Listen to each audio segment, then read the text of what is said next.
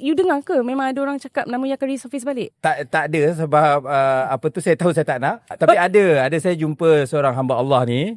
Dia kata you cuba call PM. Kan? Dia kata you cuba call, mana tahu you cakap you nak masuk balik, sure dia letak semua. Tapi saya kata saya dah move on. Yang antara uncomfortable-nya adalah rakyat atau netizen semua mengharapkan beberapa nama yang untuk digugurkan atau ditukarkan. Tapi mereka masih kekal di tampuk yang sama. Apakah sebenarnya mesej itu apabila yang diharapkan untuk digugurkan masih lagi kekal? Survival, soal nak menang pilihan raya, saya rasa antara dua individu ni lah yang banyak orang komen. Merasakan mereka tak puas hati. I mean, nothing personal. Saya tak dapat job lah dengan MC lepas ni. Mereka patut kekal, cakap lah. Betul. Biarlah mereka kekal. Okay. So, apa? Kalau setakat kalah dengan Aflin, kita tak heran lah. Kan? Peluk tak? Peluk tak orang yang kalah?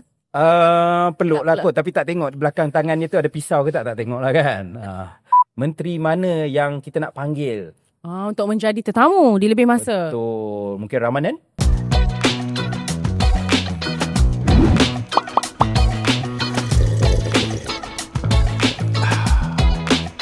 Okey, selamat datang ke satu lagi episod Lebih Masa. Kita ada 13 hari lagi, kurang 2 minggu menuju ke tahun baru 2026. Jadi bersama dengan saya Nik Nazmi dan saya Nani Roslan. Apakah agaknya azam tahun ini yang belum lagi dicapati? Azam tahun ini yang belum saya Alhamdulillah dah capai dah. Saya nak turun bawah 70 kilo. Jadi lebih sikit je daripada Nani. Tapi saya dah berjaya bila dah tak jadi menteri. Sebab dia kurang makan. Stres ke sial? Bukan stres, dia kurang majlis. Tak banyak dinner. Lepas tu meeting kurang. Mesyuarat kerajaan kan banyak makan. Jadi kita kurang.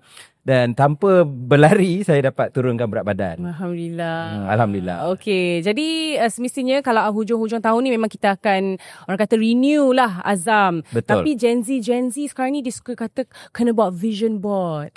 Vision board. Ketampal kalau adik-adik Gen Z tahun depan nak beli kereta H. Honda. Okey. Nak pakai kereta Honda. Walaupun gaji 1,300, nak bawa keluar Mazda 3. Dapat pahala niat. Potong gambar tanpa hai-hai tengok. Saya jauh sikit daripada Gen Z. Jadi tak berapa mengikuti. Tapi saya buat stiker lah kot. Buat stiker WhatsApp tak jadi? Tak boleh itu still millennial tapi kena tapi macam boomer jugalah. Macam boomer sikit lah kan. Apa pun tahniah pada adik-adik kita. Maksudnya adik-adik SPM ni Gen Z lah kan? I think this is the last Gen Z. Adik-adik kita yang SPM, kita 23rd Disember nanti merupakan kertas yang terakhir. So all the best adik-adik. Ingat lagi tak masa SPM habis paper SPM buat apa? Waktu tu kita fokus pilihan raya umur 1999. Patutlah dia boomer. Dia tua sebelum usia. Saya habis SPM main bal-balin tepung. Mesti ada juga kan? Ada. Conteng-conteng baju. Ada. Kita bagi barang kat junior, akan sign. So souvenir, dia panggil souvenir. Tapi tak tahu. Bagi barang apa sign kat junior? Bagi apa? T-shirt. Tak apalah, kita tak payah pergi banyak lah kat isu kan. Tapi itulah antara pengalaman dulu. Jadi kepada mereka yang baru habis atau akan habis tak lama lagi SPM, kita bukan adik-adik dah, anak saya dah form 2. Anak-anak. Pada anak-anak semua. Kepada anak-anak, kita ucapkan selamat menduduki SPM dan kita doakan yang terbaik. Dan hari ni kita ada istimewa. Selain daripada cawan biasa, kita ada juga daripada Montego yang telah menaja kita botol lebih masa. Okey. Saya baru nak tanya tadi, ni ada beg kuning ke apa ni? Kita macam tak pasti. Tak ada. Dia ada kotak warna ni. Tapi cantik. Apa pun, terima kasih. Saya rasa kita memang dah kena buka beg kuning lah. Betul. Boleh jual ni sebagai merchandise. Sebab cantik. Dan mungkin orang tak tahu, Montego ni adalah brand yang asalnya daripada Malaysia. Oh, ya ke? Ya, orang Malaysia yang buat. Pernah ke Amerika dan sebagainya. Dan kalau kita pergi banyak tempat membeli belah, saya pun sebenarnya dah pernah ada Montego sebelum ni. Anak-anak pun dia suka kumpul-kumpul. Kan? Jadi mungkin boleh menyokong lah. Dan kita berharap kepada mereka yang lain yang nak menaja boleh berhubung dengan kita di hello@lebih-masa.com. Wow, saya baru tahulah it's a local brand. Yes. Alright, what is in the news today, kita nak ucapkan tahniah kepada kita punya sepak takraw mendapat emas. Ya, selepas 34 tahun. Lebih kurang umur saya. Dan mereka menang di Thailand, iaitu yang biasa mendominasi sukan sepak takraw. Jadi kita ucapkan tahniah ketika mana sukan lain yang menggunakan kaki mungkin mengundang pelbagai kontroversi, tetapi di dalam takraw kita tengok pasukan kita dapat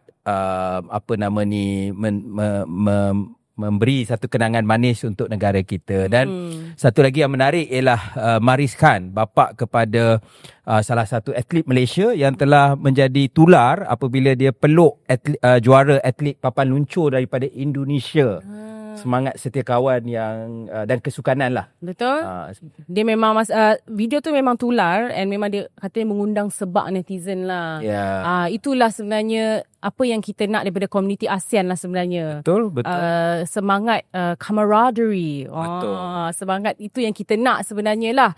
Walaupun kita tak menang, tapi kita happy lah untuk orang lain. Tapi kenapa kalau bola tak macam tu Kenapa bola tak macam tu? Ada ketika dia macam tu, tapi mungkin dia lebih serius kot. Yelah, memang kita antara dan kita akan ada satu episod menarik tak lama lagi, terlebih masa. Okay. Yang ni kita tak panggil Nani sebab kita takut nanti bola tu entah ke mana. Jadi kita ada satu episod ahli-ahli parlimen pelbagai parti dalam satu pasukan bola sepak. Main bola? Adakah termasuk saya? Adakah masa itu yang kalah akan memeluk yang menang? Ya. Nasib baik saya dah rakyat Malaysia. Kalau tak sure berebut nak dapat saya jadi rakyat Malaysia. Sebab terror main bola. Faham. Semua berlumba-lumba. Walaupun boleh buktikan susu galur semua confirm daripada Malaysia. Betul. Tak ada daripada... Tak ada muka Spanish? Tak ada. Rambut ada. Rafael. Dan satu lagi isu yang baru ni juga tengah panas ialah soal UEC.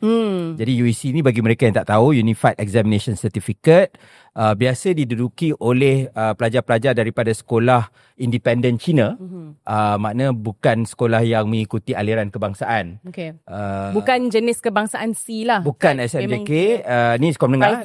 Dia level dia macam STPM. Yes. Jadi soal dia ialah pengiktirafan. Dan sebenarnya semua parti pernah komit pasal soal ni. PAS, PKR dalam Pakatan Rakyat, BN pun pernah bercakap tentang hal ni dan macam-macam lah. Tapi bila baru-baru ni isu ni timbul, maka ialah dipolemikkan. Cuma yang saya rasa, saya setuju bahawa semua rakyat Malaysia patut menguasai bahasa kebangsaan. Tapi kita juga tahu sekarang dunia dah jadi pelbagai bahasa Mandarin sebenarnya satu perkara yang penting. Negara Arab Saudi nak wajibkan bahasa Mandarin sebagai satu option. Jadi mungkin kalau tanya saya, untuk UEC ni patut selagi mana dia lepas SPM bahasa Melayu dia, dan ini juga syarat bukan hanya untuk UEC, patut mereka yang menduduki international school, yang ambil A-level dan sebagainya, kalau tak ikut aliran kebangsaan, mereka juga patutnya kena dapat SPM lulus sebagai satu syarat lah. Kan? Jadi tak perlu, tapi bila UEC ni sebab dia bila dengar Cina ni dia jadi faham lah kan. Tapi sebenarnya isu ni kan memang dah lama, sebenarnya dah I think started off dah 10 tahun dah kot. Dan saya rasa 96% orang yang menduduki UEC sebenarnya menduduki SPM. Memang kena pun. Tapi ada yang sikit yang tak duduki. Jadi itu je. Maknanya yang ramai yang lain, dan mereka banyak pergi ke Taiwan.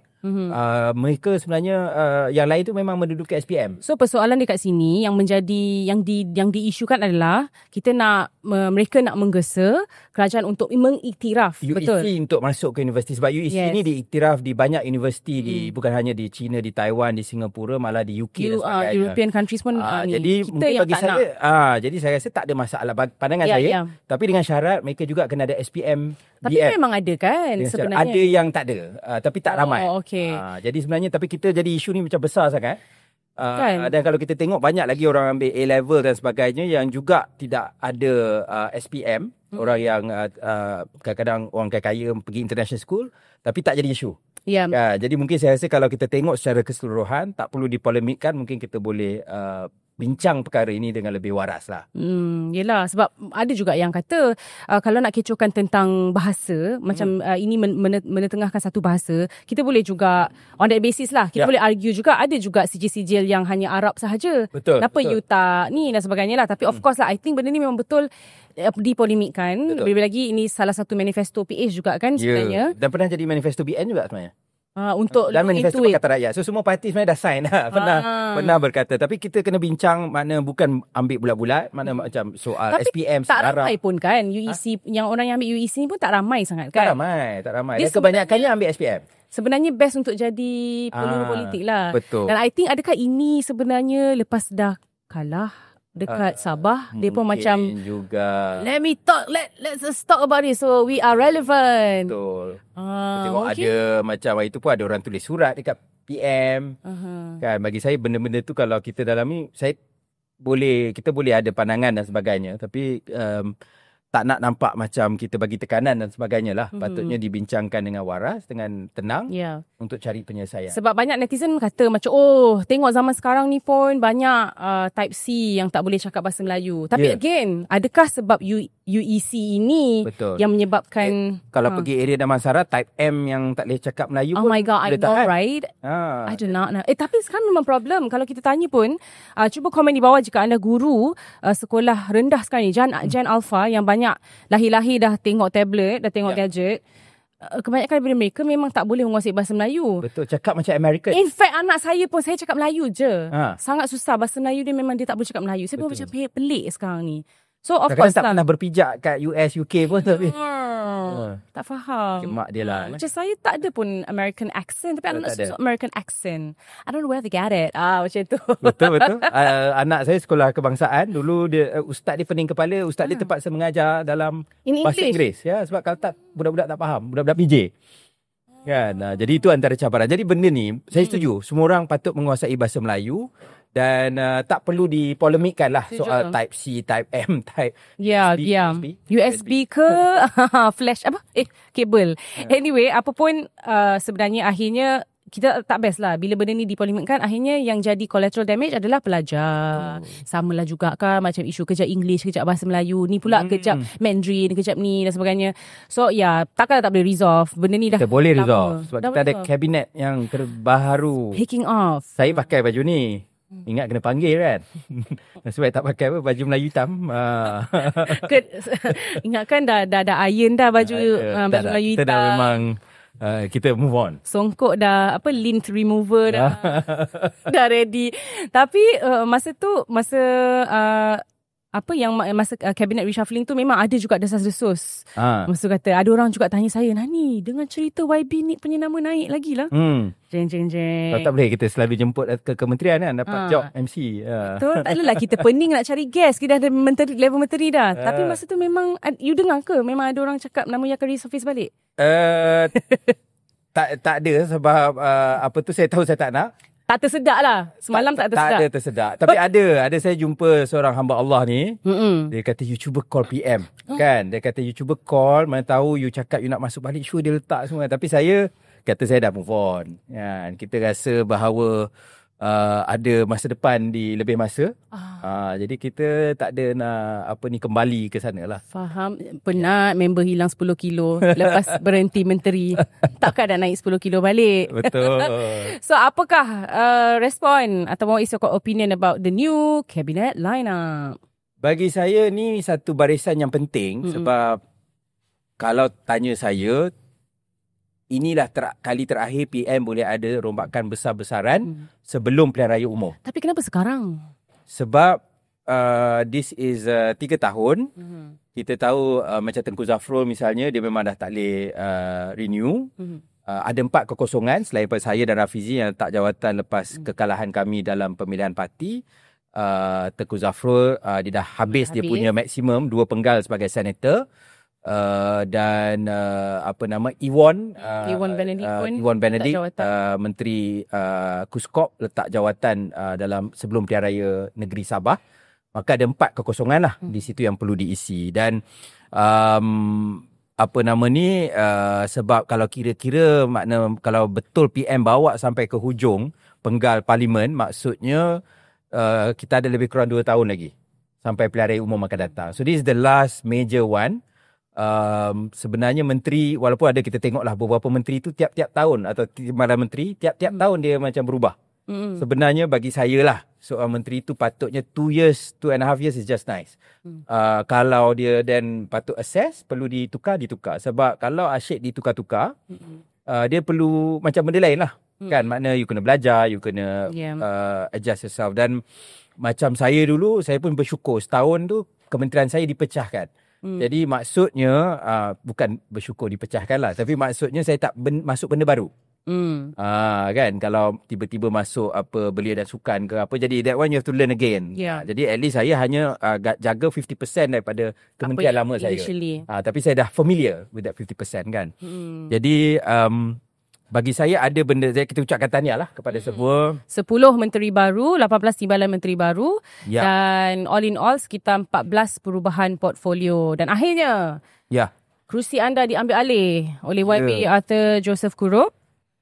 Ya, betul. Dan juga timbalan dia, Syed Ibrahim, Syed Noh. You personally know the both of them? Both of them saya kenal. Of course, Arthur daripada Pensiangan, daripada Sabah. Dan Syed Ibrahim orang PKR daripada Johor. Jadi saya tak sempat berhubung secara langsung dengan kedua-dua. Tapi adalah kaki tangan awam, penjawat awam yang berhubung dan sebagainya. Dan saya merasakan, saya ucapkan good luck kepada mereka.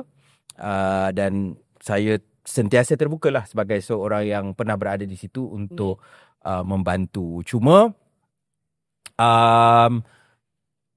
yalah, mungkin penilaian tu ada pelbagai tentang beberapa menteri kita lah.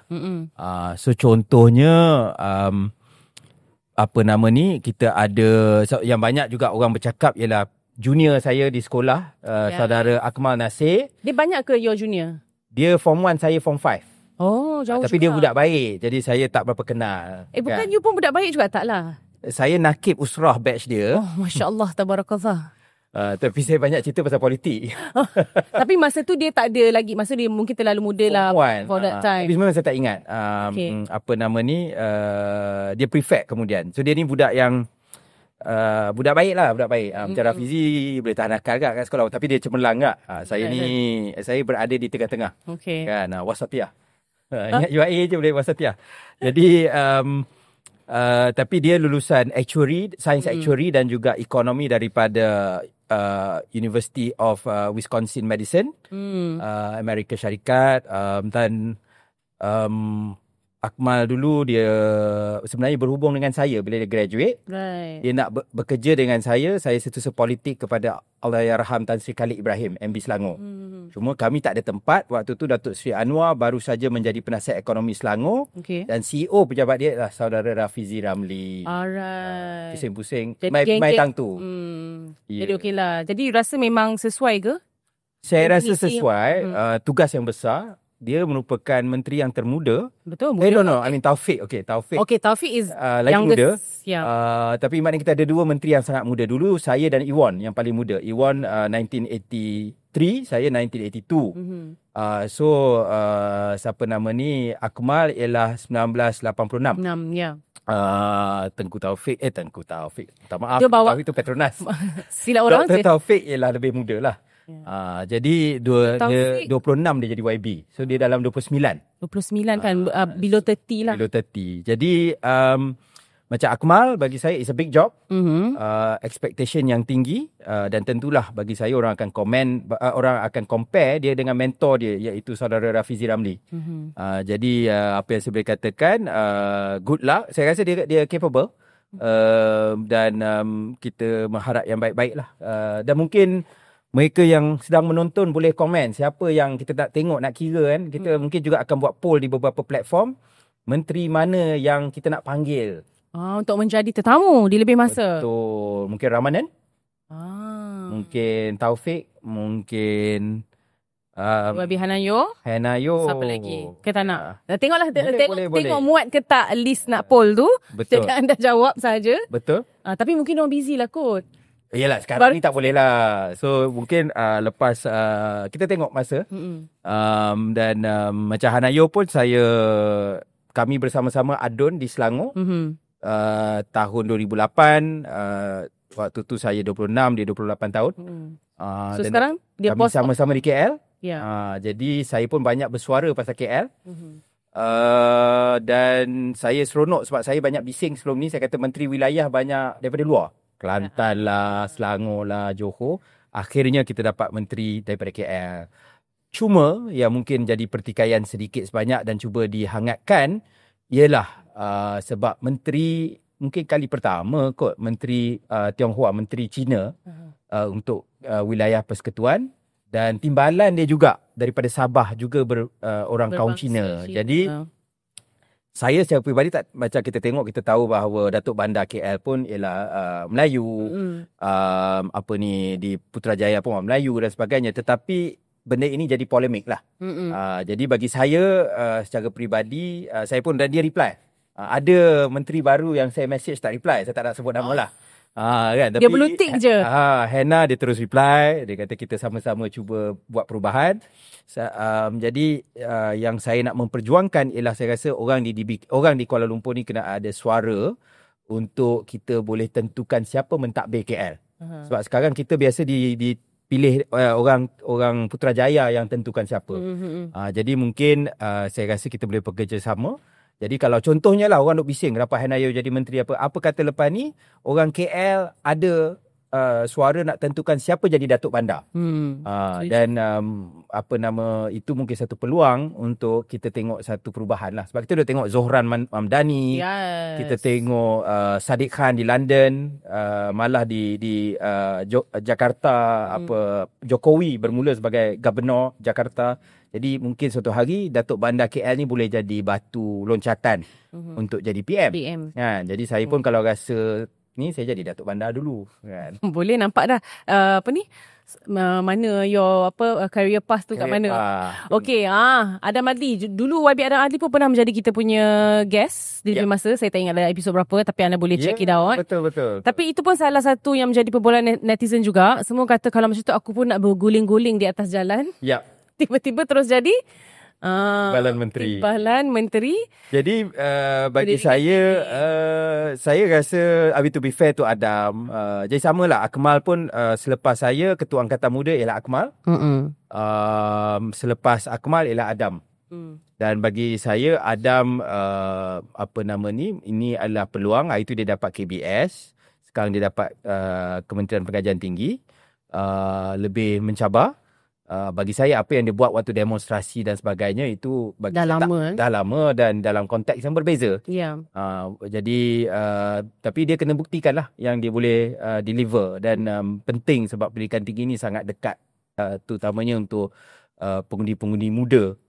Jadi kita harap beliau dapat adakan perubahan. Dia pun kita boleh jemput semula lah kalau nak datang. Untuk tanya semula lah sebab rakyat pun dah mula apa term dia macam dek lah, macam cepatlah hapuskan PTPTN. Betul. Tapi again I think kita dah banyak kali dah ada perbincangan, perdebatan tentang PTN ni dan sebagainya. Dan you know, of course, ialah bukan sesuatu yang relevan untuk kita nak bahaskan buat masa sekarang inilah. Tapi saya rasa macam kabinet ni reshuffle pada time orang tengah nak pergi cuti kan. Macam kesian mesti macam, alamak aku nak jadi menteri. Baru aku apply cuti. Betul. Baru nak pergi holiday kan. Betul. Tiba-tiba kena jadi menteri kan. Okay, so apa agaknya menteri baru paling handsome siapa? Saya yang paling muda. Tapi dia memang handsome lah. Okay. Memang hello lah. Dia baru dapat baby pula tu. Baby dia pun baby Shopee 12-12. Tahu. Okay. Baby Shopee sangat ni. 12-12. Nasib lah Taufik sebab jadi YB paling handsome sebab saya dah tak ada. Kalau saya dalam kabinet memang kalah lah semua. Jadi kita bagi chance. Self-proclaim lah. Tapi itu pun menjadi isu juga sebab of course memang orang kata nepotism. Nepotism tak? You rasa tu level nepotism tak? Ada sedikit. Juga sebab dalam angkatan muda pun dia naik ketua AMK. Jadi dan dia memang tak disangka lah saya rasa. Dia antara yang straight dia daripada backbencher. terus jadi menteri. Terkejut saya dengan straight tu. Straight lah. Baru dah fana. Betul lah. So dia daripada backbencher terus naik. Macam saya daripada menteri jadi backbencher balik kan. Jadi biasalah kitaran hidup. Kitaran hidup. Jadi tapi I think bagi saya Taufik kena prove himself lah. Dan banyak isu, contohnya bola sepak dan sebagainya yang kita tahu tak mudah dan melibatkan orang yang penting-penting dalam negara. Jadi beliau kena tunjuk bahawa beliau berani untuk melakukan perkara yang betul lah. Apapun Sungai Petani nanti lagi maju. Dia selalu macam tu kan. Dia macam kawasan-kawasan tu. Kalau kawasan tu orang yang jadi menteri, mesti tiba-tiba nanti kawasan tu lebih maju. So itulah tiba-tiba dulu dia nak buat KLCC tak jauh daripada Setiawangsa. Okay, antara list unsangkerable. Apa lagi? Menteri yang antara unsangkerable-nya adalah rakyat atau netizen semua mengharapkan beberapa nama yang untuk digugurkan atau ditukarkan. Tapi mereka masih kekal di tampuk yang sama. Okay. Adakah anda juga mengharapkan pertukaran pada 2-3 sosok ini? Adalah beberapa yang saya rasa, misalnya kalau saya jadi PM, kalau kan ni macam apa, kalau aku PM, itu ultimate lah. So kalau saya PM, antara benda yang saya akan tukar ialah Menteri Pendidikan dan Menteri Komunikasi lah. Ni pandangan saya. Tapi saya bukan PM, jadi tak boleh nak cakap banyak lah kan. Walaupun kita dah buat episod lah. Kan? Panggil orang daripada island. Betul. Tapi nampak gayanya. Ada orang semalam tengah kecoh-kecoh tu, ada orang tanya member saya, betul ke YB Nick jadi Menteri Pendidikan? Sebab dia confused tengok tu berita apa lebih masa. Nasihat Ustaz Hasrizal kan, jika. Betul, jika. Betul, semua ingat yang tu. Salah designer, dia buat jika terkesi. Itu saja tu. Clickbait. Betul. Tapi apakah sebenarnya message itu apabila yang diharapkan untuk digugurkan masih lagi kekal? Mana saya renung-renungkan. Sebab saya fikir ini merupakan tim PM untuk masuk pilihan raya. Pilihan raya umum, dan kita dah dapat message daripada pilihan raya negeri Sabah. Jadi kalau saya jadi, bukan soal apa pun, soal survival, soal nak menang pilihan raya, saya rasa antara dua individu ni lah yang banyak orang komen, merasakan mereka tak puas hati. I mean, nothing personal, dan minta maaf, mungkin kita takkan dapat lah beberapa tetamu, cuma jangan MC ambil tindakan je lah kan. Saya tak dapat job lah dengan MC lepas ni. Jadi contoh boleh je, tak, mereka patut kekal, cakap lah. Betul. Biarlah mereka kekal. Okay.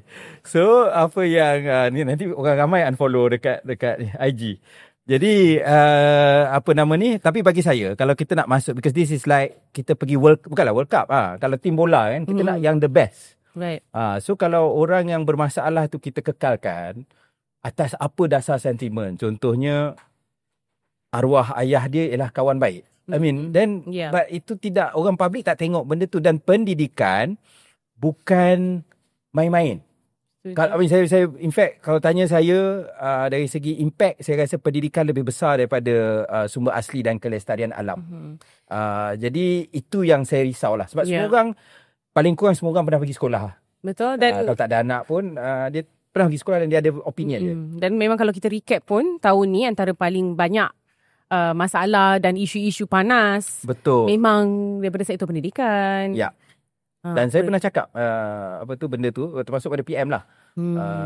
Jadi itu bagi saya sedikit kecewa lah. Sebab kita nak tengok perubahan yang besar untuk sektor pendidikan, dan bagaimana bukan hanya, betul sangat macam Ustaz Hasrizal cakap, sebahagian besar tu bukan dalam bidang kuasa dia. Dia legacy. Keputusan 10 tahun lepas dia warisi, tetapi bila how you respond, Nani pun pakar komunikasi, how you respond, macam mana you menjawab, itu akan membentuk persepsi rakyat. Dan itu yang menimbulkan kenapa rakyat marah misalnya dengan Menteri Pendidikan lah. Jadi sewajarnya kabinet baru ni, mereka sepatutnya diberi berapa shelf life-nya, mana yang optimal? 2 years? 1 year?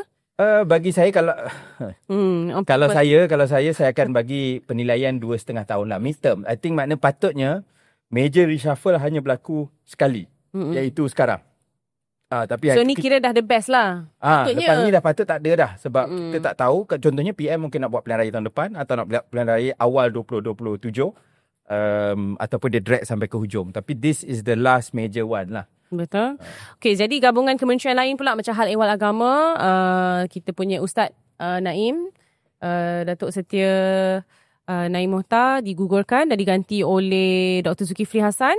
Dan kita ada juga seorang senator yang baru diangkat sebagai senator, Marhamah Rosli. Ni merupakan satu nama yang mungkin kalau kita mungkin kalau kat Semenanjung ni kita tak familiar sangat, tak tahu dia ni siapa. Rupanya beliau merupakan antara aktivis yang pertama yang mengangkat sebenarnya tentang isu Zara Khairina. Itu pun ada mengundang polemik juga, pelbagai pandangan. Saya pun tak familiar isu tu. Tapi adalah makna mereka yang ada pandangan yang tertentu, makna yang tidak berapa gemarkan beliau. Jadi macam nampak agihan nampak macam reshuffle yang baru ni macam begitu nak betul-betul redeem balik Sabah punya elections. Nampak juga macam Zara punya isu sangat besar dekat Sabah, so let's rope in orang yang started it all. Dan agihan kerusi mengikut parti. Macam PKR, betul. Sebab apa dia makna langkah saya betul. Sebab naib presiden yang menggantikan yang baru menang naib presiden, saudara Ramanan, dapat jadi Menteri Kesuma. Dan itu saya fras. Okey, teruskan. Apa nama? Tak, saya fras sebab YB Steven Sim. Saya rasa dia tengah melakukan beberapa reform. Dan Steven Sim satu lagi, kesian pada dia. Dia dulu mula dia sebagai timbalan Menteri Kewangan. Setahun dapat jadi Menteri Kesuma. And he has done a lot. Yes. Kuskop dia panggil kita dah kan? Kuskop je. Dan Steven Sim seterusnya, makna dalam tempoh 2 years je lah di sini. Kemudian masuk pula ke Kuskop. Jadi saya merasakan dan Kesuma ni banyak vested interest. Isu toke, isu dan orang tak nak membela hak pekerja. Jadi saya rasa Steven Sim mempunyai kewibawaan. Ramanan is Ramanan lah. Tapi mungkin dari segi ni juga dari segi kaum, sebab hari tu kita kehilangan Menteri Kesuma yang lama merupakan dari DAP. Nama Allah Akbar, Menteri Kesuma sebelum ni, Siva Kumar. He was before. Betul. Dan so sebelum ni Siva Kumar daripada DAP Tamil. Jadi bila lepas Siva Kumar drop selepas tahun Kerajaan Madani, kita tidak ada wakil Tamil dalam kabinet. Yang kita ada ialah Gobind Singh daripada komuniti Punjabi. Dan itu juga sensitif sebab biasanya komuniti Tamil akan ada one representative. Tradisinya MIC lah. Jadi Ramanan MIC, dia baru masuk daripada MIC. Dia PKR dan jadi kita ada representasi Tamil semula lah. Which I think is yang penting juga dari segi politik. Whether he's the right one or not, yang tu kita akan tengok. Tapi dari segi seniority parti, makna inline lah. So sekarang kita ada 4 naib presiden. Amiruddin merupakan Menteri Besar Selangor. Ramanan yang kedua dapat jadi masuk menteri daripada Timbalan Menteri. Kemudian kita ada Chang Likang dan Aminuddin Harun, Menteri Besar Negeri Sembilan. Jadi itu antara sebab saya letak jawatan tempoh hari lah. Bila tidak memenangi naib presiden. Kalau setakat kalah dengan Aflin, kita tak heran lah kan. Peluk tak? Peluk tak orang yang kalah? Peluk lah kot. Tapi tak tengok belakang tangannya tu ada pisau ke tak tengok lah kan. Takut tikam belakang. Okay, wanita. Speaking of representative, kita ada juga wanita dalam kabinet. Kita ucapkan tahniah kepada Datuk Seri Dr. Nur Aini Ahmad.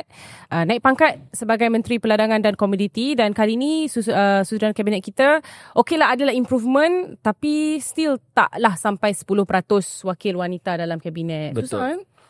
Itu pun saya rasa... Macam mana saya nak jadi menteri? Boleh. Bincang. Tak nak separuh, nak full. Nak full boleh. Cita-cita kena tinggi. Bisa diatur. Nanti saya kena tuliskan dekat apa vision board. Yes. Menteri by 2035. Betul. Boleh buat. Jadi okay. Apa pun kalau you rasa you masih lagi di NRES, rasa reshuffle ini satu strategi yang bijak? Apa pendapat? Selamat tak? Kalau dia orang reshuffle, kalau saya dah kalah pemilihan tu confirm tak selamat confirm dah bye-bye lah. Jadi kita ke depan dengan by deciding to letak jawatan lah. Dan sebab kita tahu dia ada faktor politik, dia ada faktor prestasi. Tapi itulah kalau prestasi semata-mata, maka macam kita katalah ada beberapa sosok tubuh tu tak patut berada di situ. Jadi itu yang, dan akhirnya bagi saya yang menanggung orang kata menanggung kesan dia ialah PM sendirilah kan. Jadi apa-apa pun kita ucapkan selamat kepada mereka yang berada dan kepada mereka yang digugurkan seperti Dr. Zaleha, Dr. Naim, Saraswati. Kita ucapkan terima kasih lah atas perkhidmatan mereka. This is the orang kata lumrah lah bila bekerja dalam politik. Tapi soal balik pada soal wanita, saya rasa pertama yang kena diselesaikan ialah soal representasi dalam parlimen. Yang ini saya boleh kata hanya tidak, kita kena ada macam senarai women's only list. Contohnya dulu macam kalau kerusi ni diwakili oleh wanita, boleh-bolehnya digantikan oleh wanita juga. Itu satu. Tapi itu tak cukup lah kalau sekarang pun dah rendah. Kena kembangkan lagi. Dan mungkin perwakilan dalam pimpinan parti pun kena ada representatif wanita. Kita bincang dengan Rara. Macam sekarang di AP dia ada kota tu dan dia telah dia pun tak perlu tak perlu pakai kota pun dia dah dapat perwakilan wanita yang 30%. Dan dah exceed. Jadi itu antara perkara yang perlu dikaji. Sebab bagi saya kalau dia hanya diwakili atau majoriti besar dia lelaki, kita tahu dia jadi sangat unfriendly kepada wanita. Macam kita sembang dengan Rara lah. The jokes, the banter, mereka tak faham kenapa ada waktu tertentu perempuan kena balik rumah. Jadi ini benda-benda yang, dan itu tidak akan membantu. Dia akan lagi discourage. Tapi jadi kita mungkin kena tunggu lepas inilah untuk isu representasi wanita ni diambil serius oleh pihak kerajaan. Jika aku jadi Perdana Menteri gitu. Lebih baik jika Nani jadi Perdana Menteri lah sebab dia wanita. Tak apalah, vision board saya biasa je. Turun Menteri 5 kilo je lah. Begitu dangkal sekali. Alright, apa pun sekali lagi lah kita ucapkan thank you for your service kepada semua yang digugurkan. Dan kalau nak buat podcast pun boleh juga. Boleh. Kita boleh bincang. Ustaz Naim kata dia nak pergi tunaikan umrah. Dia nak berehat. Alright. Alhamdulillah. Dan kita akan tanyalah adakah mereka pun akan kehilangan 10 kilogram selepas digugurkan. Jadi kita nak berehat sebentar dan coming up right after this kita ada beberapa lagi topik yang nak dibincangkan. Jadi jangan ke mana-mana lebih masa, kembali selepas. Gapo dia? Tak ada. Dan pastikan kepada yang menonton, jangan lupa untuk tekan loceng, tekan butang subscribe supaya kita tambah. Hari tu saya tahu ramai sayang kat saya punya rambut. Jadi dia tak nak subscribe lagi waktu tu sebab takut saya hilang. Jadi kita dah lepas masa tu, boleh subscribe secara berjemaah dan saya akan tetap simpan rambut saya. Kan. Banyak subscribers kita buka beg kuning merchandise. Betul.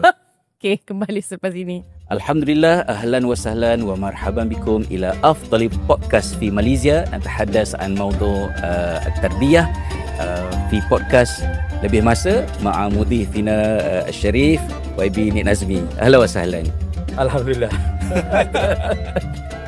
Alright, bertemu kembali. Apa pun saya rasa distracted sikit hari ni. Macam you are giving very menteri. Adakah ini baju masa time menteri dulu? Ingat Nur Keimanan. Tak ada. You're giving menteri boomer. Tak ada Nur. Okay. Tapi cantik baju ni. Ni ya betul. Sebenarnya sebab kita lestari kan. Tapi memang baju ni lestari. Ini merupakan baju yang kita ambil dari cloth. Sebuah social enterprise yang kita semula baju-baju terpakai. Macam dulu di kondo saya ada satu kotak pink, kita boleh masukkan baju terpakai. Itu kerjasama cloth lah. Jadi mereka juga gunakan botol plastik dan sebagainya. Dia jadikan kain macam polyester. Kita pun baru ada episod dengan Melissa Tan kan. Jadi this is actually recycled plastic. And as batik. Cuma yang saya tak pakai, saya cuma berpandangan lain sikit daripada kementerian. Mereka nak pakai di COP yang perubahan iklim di Baku waktu musim sejuk. Saya kata batik ini sesuai untuk iklim kita kan. So kalau musim sejuk di tempat sejuk, Kita kena pakai suit lah. Itulah tempat nak pakai suit kan.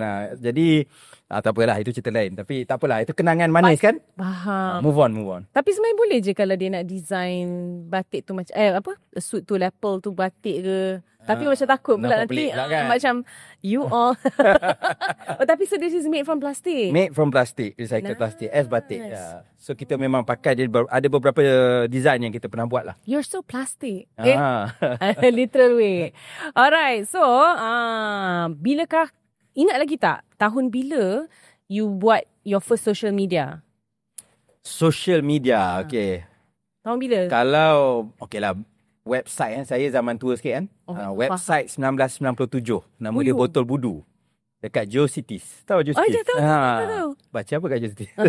Jai. So, tripod semua kan. Tapi tak, saya kat GeoCities. Saya buat website MCKK Dikenal Rafizi. HTML. Kemudian saya ada movable type. Dan WordPress. Okay. Dan saya beli domain sendiri tahun 2003 kot. nicknazmi.com. Sampai sekarang. nicknazmi@nicknazmi.com. Right. Lepas tu apa MySpace Do you have MySpace? Friendster. Saya ada Friendster. Okay. Nak masuk pilihan raya saya buka MySpace. Tapi lala tak 2008, tak lama lepas tu MySpace mati. Saya Facebook saya antara awal. Okay. Sebab saya ada member daripada US yang Harvard. I see. So bila kan dia start Facebook dekat Harvard, bila dia berkembang keluar baru dia start invite. So kena pakai email university kot. So saya dapat join dan tu sekitar 2006, 2007. Dan saya masuk pilihan raya saya ada buat 2008 tu saya ada buat Friends of Nick Nazmi 300 orang dalam Facebook. Dan saya letak video di YouTube dan juga kita buat video VCD. Saya dah kat flat. VCD zaman tu. So itulah sejarah. Video apa diri sendirilah cakap. Hello. Nak bertanding pilihan raya. Siapa dia orang kata mamat apa kurus keding. Saya waktu tu 15 kilo lagi ringan dari sekarang. So I had to introduce myself. Using VCDs? Yes, using VCDs. Director dia Gambit Saifullah. Oh ya. Bapak dia budak college juga kan? Oh, I tak tahu. Bapak Gambit ni. Ya, sama handsome lah macam saya. Okay, so kita nak cerita sebenarnya. Sebab ini opening Gambit. Bukan Gambit Saifullah. Sebab sebenarnya bermula Januari next year, anak-anak Malaysia bawah 16 tahun akan ditegah untuk akses platform media sosial. Sokong tak sokong? Mestilah sokong. Tapi fikir balik kan. Macam tak tahulah kan. Saya percaya Nani pun, saya dengar dekat UIA pun pelajar kreatif juga kan. Jadi macam saya, budak-budak ni, kita ada macam-macam peraturan. And bagi budak-budak, phone ni satu benda yang sangat penting bagi mereka. Okay. Kalau kita ban, dan sekarang Australia buat betul. Tapi negara lain banyak belum buat. Dan di Australia pun ada masalah. Tak ke kita rasa budak-budak akan cari jalan. Dan kalau dia cari jalan yang illegal, orang panggil dark side lah, macam-macam lah. Kalau benda tu maknanya lagi ke dalam, lagi susah nak pantau, lebih berbahaya. Tapi mungkin kalau bawah 16, mungkin dia dah above 16 baru dia boleh nak buat benda-benda sebegitu nakal kot. Cuba fikir balik. Nani dulu bawah 16. Sekejap fikir. Itulah. Aku dah ada boyfriend dah. Tapi apa pun. Banyak komen nanti. Tapi I think it is also a good initiative. Sebab sekarang ni mestilah daripada pihak macam regulator, kerajaan, dia mestilah ada sesuatu juga solusi. Sebab sekarang ni memang dah banyak. Research pun dah menunjukkan yalah, remaja-remaja memang terdedah dengan masalah mental lah, kena bully cyber lah.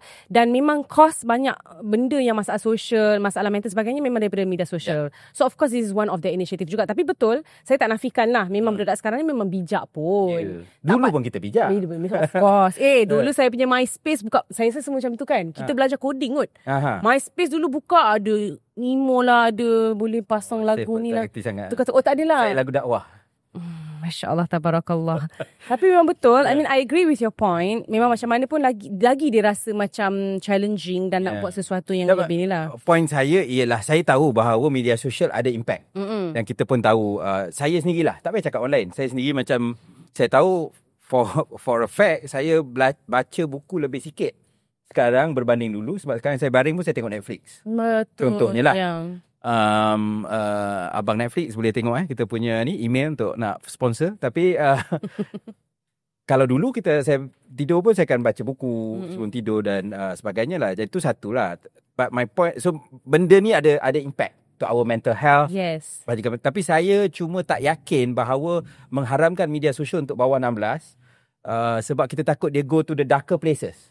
Maknanya kalau contohnya sekarang macam banyak benda lain, kita kata okay, FB, TikTok, IG apa, you kena ikut benda-benda ni. Nothing is 100%, tetapi sekurang-kurangnya dia dalam keadaan yang terbuka. Kan, tapi takut mereka pergi ke tempat-tempat yang totally out of tak dipantau. Kita ada contohnya beberapa contohnya yang kita tahu macam Telegram. Telegram sangat tidak bekerjasama kepada kerajaan dan banyak benda yang bermasalah berlaku di sana. Pada masa yang sama kita juga pernah bincang dulu, pada masa yang sama cikgu pula banyak rely on Telegram untuk kerja-kerja sekolah dan sebagainya. Saya pun tak tahu kenapa, tapi mungkin cara dibuat grup apa saya tak kerti lah. Saya biasanya senyap dalam grup-grup ni. Tapi jadi kita kena fikir secara menyeluruh lah. Tapi saya setuju bahawa media social as it is there has to be some form of regulation. Tapi whether it's a ban or whether it is regulation yang lebih ketat ke apa, itu saya rasa perlu diperdebatkan lah. Yang kita nak tengok jugalah, sebab selalu kan orang kata sekarang ni yang banyaknya yang konten-konten merepek, komen-komen yang mampu-rapu, selalu kata ni mesti budak sekolah ni. Kita nak tengok juga memang kalau kita dah kurangkan. And I pun nak tengok juga macam mana sebenarnya mereka nak pastikan. Dia nak pakai apa, ID ke pakai IC ke untuk make sure yang budak tu. Dia nak suruh I think integrate dengan digital ID lah kot. Kan. Tapi itulah maksudnya dari segi pelaksanaan lah saya kata pelaksanaan tu isu lah. Dan kita tengok bagaimana cara terbaik lah. Dan memang betul, soal cyberbully dan sebagainya itu benda real. Tapi parents juga kena mainkan peranan. Betul, sebenarnya akhirnya. Macam, betul macam juga. Macam parents yang biarkan sampai anak dia cakap macam, American accent. American accent.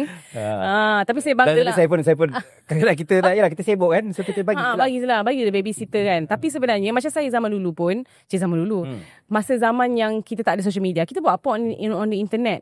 Kan, macam saya memang explore all the website semua, tapi I think bila tak ada ni is one step sebenarnya. Sebab apa? Budak-budak kan dia punya front cortical lobe tu tak fully develop yet. Okay. So bukan budak baru lahir. Oh tu belakang ni itu. Alright, okay. Sebenarnya kita fully develop tu umur 25 tahun tau. Okay. So memang below 25 tu sebenarnya memang banyaklah bad decisions. Senang dimanipulasi. Tapi sebenarnya sekarang ni mungkin kita akan lihat ban bawah 16 tahun. Tapi kemunculan AI ni mungkin satu hari nanti kita kena ban orang tua pun untuk main social media. Betul. AI sekarang jangan main-main Memang macam kita pun tak tahu differentiate. Betul. Hari tu saya tengok memang ada satu outlet berita yang actually keluarkan gambar AI.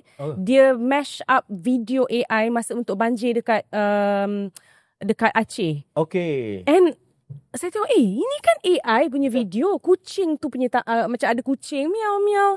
Tapi orang semua share. And I'm like, kenapa tak ada? Why people tak talk about this?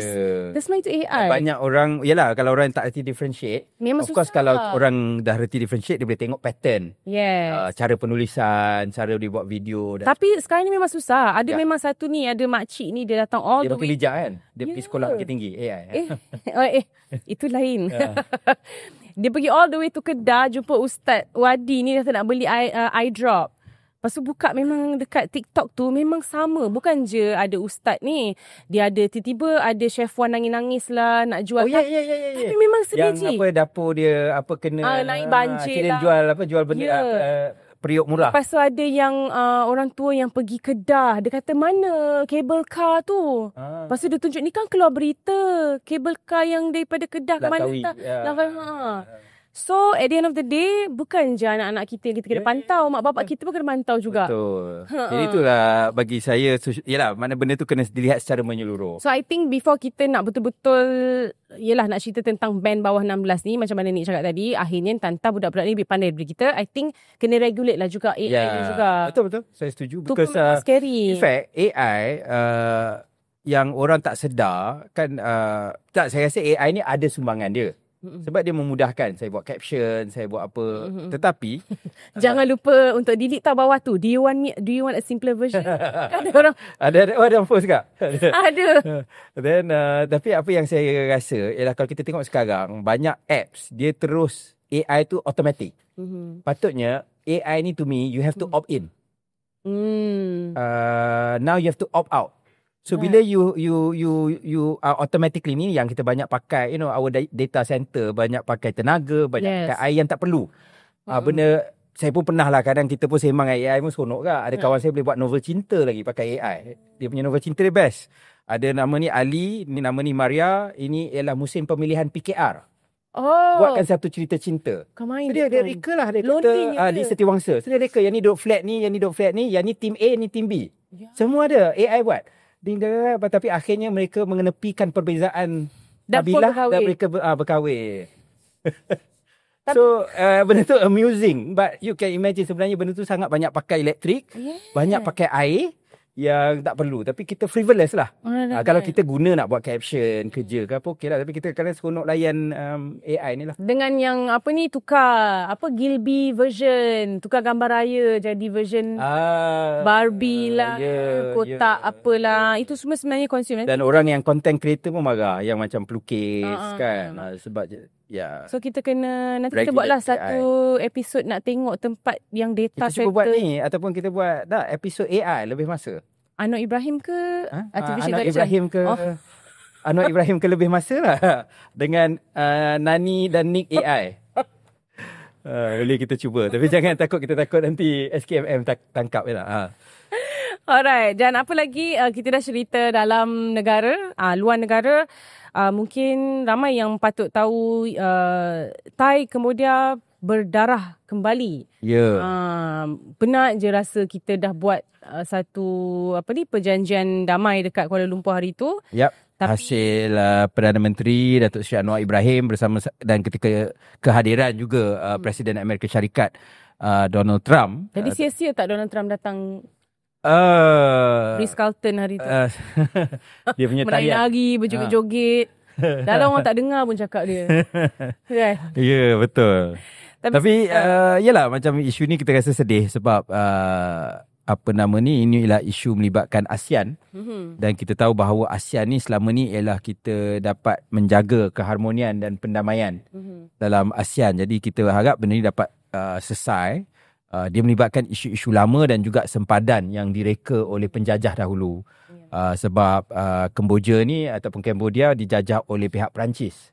Dan banyak sebenarnya kita tahu di seluruh dunia, di negara kita sendiri misalnya bagaimana Malaysia terjadi ialah semata-mata penjajahan British dan juga Belanda. Kalau tak, Johor Riau tu satu wilayah kan. Di Timur Tengah soal Palestin dan sebagainya juga ialah hasil Iraq dan sebagainya ialah hasil sempadan yang ditulis oleh penjajah pada waktu itu. Jadi inilah isu yang sensitif, tetapi saya rasa kalau kita nak tengok ASEAN kembali harmoni, kita kena cari penyelesaian lah. Dan bagi Malaysia, kita hanya ada 2 minggu lagi sebagai pengerusi ASEAN. Tapi itu pun saya tak tahu sebab biasanya in practice lepas ASEAN Summit dah banyak pergi ke Perancis pula. Filipina. Jauh benar. Jadi tapi apa-apa pun saya rasa kita kena tengok kalau boleh bagaimana ASEAN dapat memainkan peranan untuk mencari titik perdamaian. Tak kira lah Malaysia ke Filipina, Indonesia dan sebagainya. Tapi kalau kita tengok naratif kalau di media sosial memang Kemboja memang tak nak lah sebab diorang pun negara yang sangat susah, sangat kecil. Mereka pun bertahun-tahun trauma dengan war. So of course they do not want this anymore. But of course kita hopefully kita dah tengok kan dunia ni pun dah banyak sangat berperang dan kita siapa yang nak war sekarang ni. Betul. Cambodia sebab dulu dia dengan rejim Pol Pot. Kemudian diserang Vietnam dan sebagainya lah. Jadi memang isu ni satu isu yang kita harap lah sebenarnya. Okey, dan kita tengoklah macam mana kepengurusian ASEAN yang seterusnya, macam mana mereka nak tolong dan menjadi orang yang ketiga untuk Nani tak kena panggil pergi Manila. No, English diorang lain macam diorang punya accent. Dia mungkin nyanyi tak sedap ke? Dia kena nyanyi tak? Mana dia kena nyanyi sedap baru boleh jadi MC kat sana kan? Filipin. Test mic lah. Alright, apa pun itu saja masa yang kita ada. Terima kasih. Kita hope anda dapat jawab kita punya poll di bawah. Ya, menteri baru mana yang kita nak tengok datang ke episod lebih kita masa nak jemput. Dan untuk berbincang, bersembang dan kita nak tengok apa yang mereka lakukan. Tapi kita terbuka, Menteri Pendidikan nak datang pun boleh berhubung dan kita akan alu-alukan. Cuma kita mungkin tanya soalan susah sikit lah. Takutlah nak banter yang tu. Tak apalah, kita senyum je. Just smile and wave. Alright, apa pun take care everyone. Jumpa di episod yang akan datang. Lebih masa. Saya Nani Roslan. Dan saya Nik Nazmi. Bye.